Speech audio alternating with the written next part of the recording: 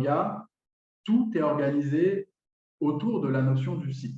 Le site, finalement, c'est le site de votre client. C'est le site qu'on sécurise. On va, via le menu ici, pouvoir accéder à la liste des sites, à la liste de mes clients, ou créer ou importer des sites. Si j'ai une base de données, on a des outils qui permettent de créer rapidement, d'importer rapidement une liste.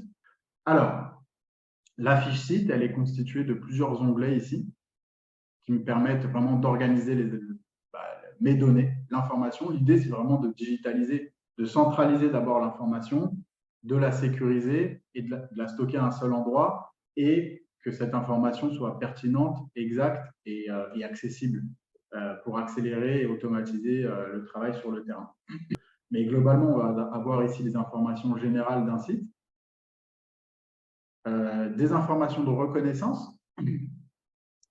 On a ici une notion qui est très importante, donc c'est rôle, société et contact. Et cette fiche site, donc Carrefour Paris, je vais pouvoir définir en fait des rôles société.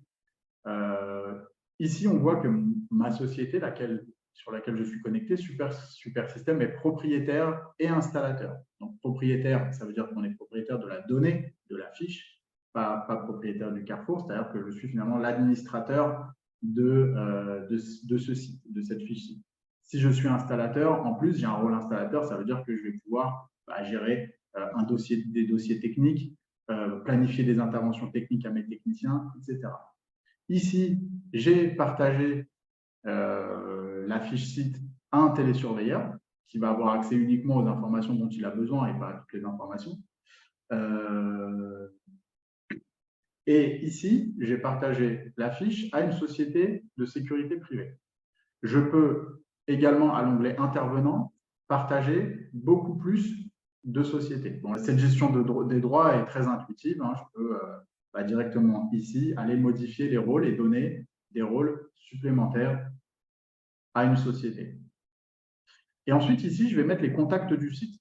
Donc, finalement, ça va être mes clients. Je vais pouvoir mettre ici les noms des différentes personnes chez mon client qui souhaitent recevoir les rapports d'intervention et être actualisés de ce qui se passe sur le site.